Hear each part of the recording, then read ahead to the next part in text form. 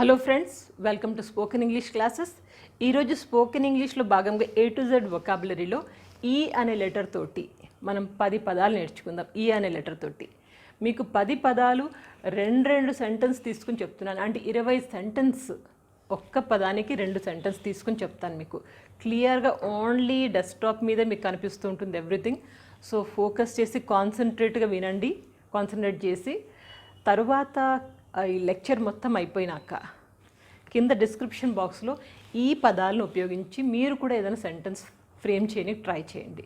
Sentence frame చేసి కింద description బాక్స్లో రాయండి. మీరే కాదు, మీ ఫ్రెండ్స్, అంటే మన ఆడియన్స్ ఎవరైనా వాళ్ళు ఫాలో అవుతారు, మీవి చదువుతారు, మీరు వేరే వాళ్ళు చదువుతారు. కాబట్టి ఇలా మనం చాలా ఈజీగా వొకాబులరీ అంటే ఇంగ్లీష్ మొత్తం చక్కగా నేర్చేసుకోవచ్చు.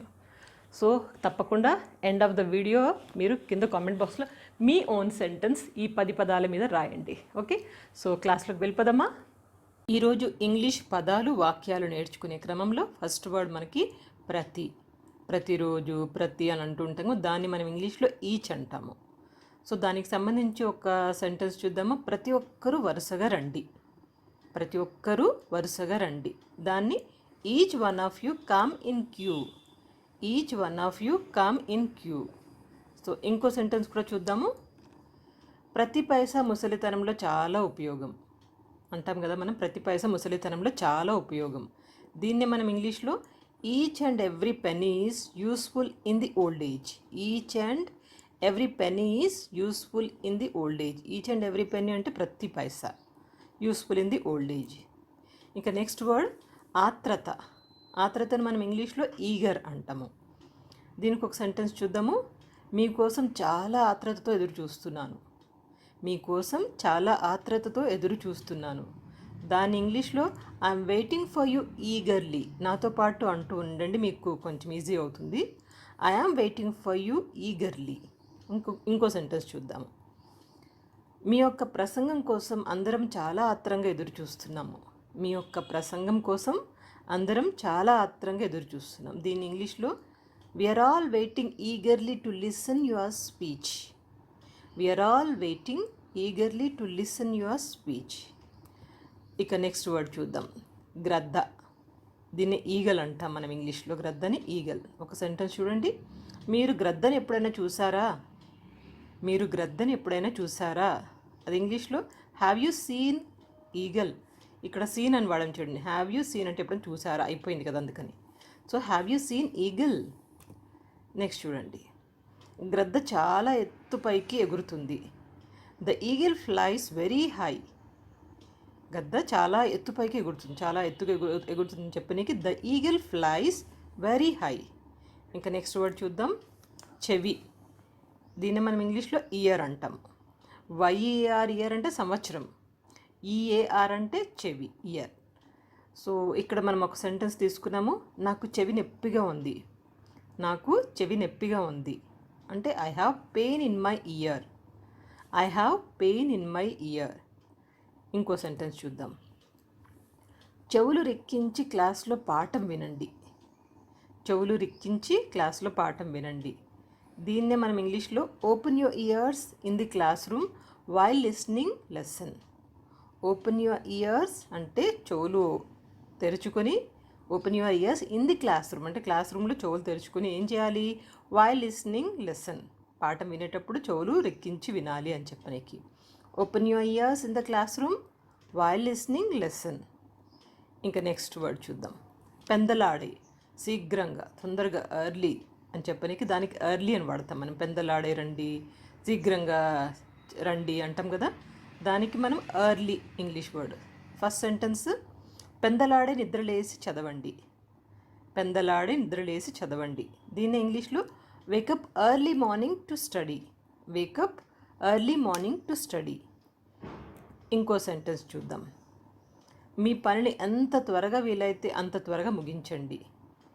మీ పనిని ఎంత త్వరగా వీలైతే అంత త్వరగా ముగించండి.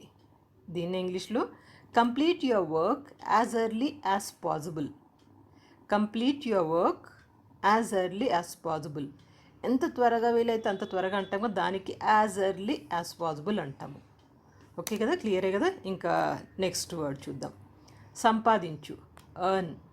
సంపాదించడం మనం ఎర్న్ అంటాం ఇంగ్లీష్లో. ఒక సెంటెన్స్ తీసుకుందాము.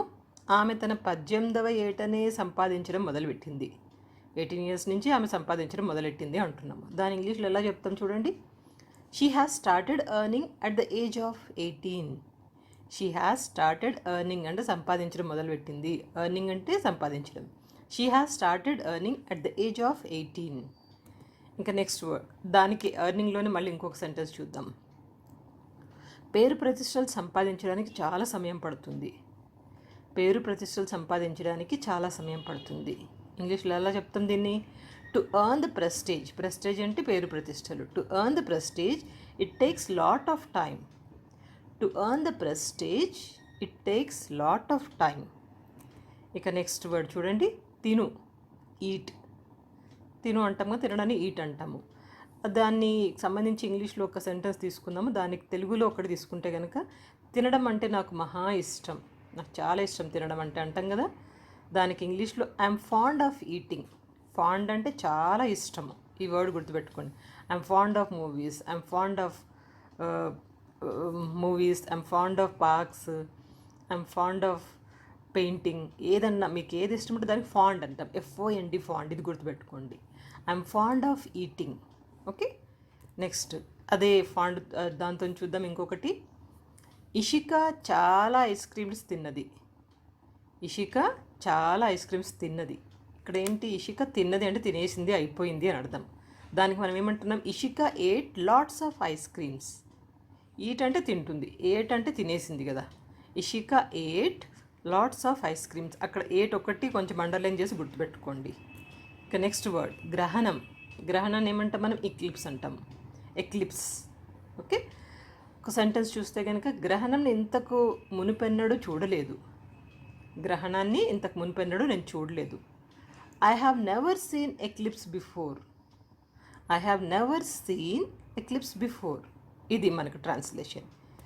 సో ఇంకొక సెంటెన్స్ తీసుకుంటే కనుక, గ్రహణం తర్వాత ఇల్లు శుభ్రం చేయాలి. గ్రహణం తర్వాత ఇల్లు శుభ్రం చేయాలి. After eclipse we need to clean home. After eclipse we need to clean home. ఇక నెక్స్ట్ ఇంకొక వర్డ్ తీసుకుందాం. ఆర్థిక స్థితి. దీన్ని మనం ఇంగ్లీష్లో ఎకానమీ అంటాము. ఇక్కడ ఓ సెంటెన్స్ తీసుకుంటే, ఆర్థిక స్థితి ఊపందుకుంటుంది, కొంచెం బాగా మెరుగవుతుంది అని చెప్పనీకి. ఆర్థిక స్థితి ఊపందుకుంటుంది. దాన్ని ఇంగ్లీష్లో తీసుకుంటే, the economy is experiencing an up turn. The economy is experiencing an up turn అంటే బాగా పెరుగుతుంది. ఇక నెక్స్ట్ వర్డ్ తీసుకుందాము. తినదగిన. ఎడిబుల్. మీరు జనరల్గా ఎనీ ఫుడ్ ఐటమ్స్ మీరు తీసుకుంటే ఎడిబుల్ ఆయిల్, ఎడిబుల్ ఐటమ్స్ అని రాసి ఉంటారు. ఎడిబుల్ అంటే తినదగినవి.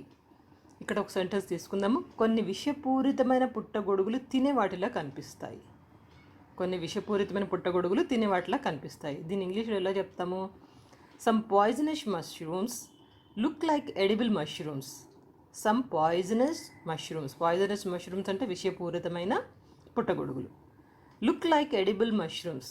తినేవాటిలా కనిపిస్తాయి. లుక్ లైక్ అంటే తినేవాటిలా కనిపిస్తాయి. ఇక సేమ్ దాని మీద ఇంకో సెంటెన్స్ తీసుకుందాం. ఆ చెట్టు యొక్క ఆకులు మాత్రమే తినదగినవి. ఆ చెట్టు యొక్క ఆకులు మాత్రమే తినదగినవి. Only the leaves of the plant are edible. Only the leaves of the plant are edible. Okay. ఇలాంటి ఇంకా చాలా మీకు ఇలాంటి వర్డ్స్ మీద చాలా వీడియోస్ చేస్తూ ఉంటాను. కానీ ఒకటి, మీరు ఎప్పుడు వీడియో చూసినా కానీ నాతో పాటు అంటూ ఉండండి.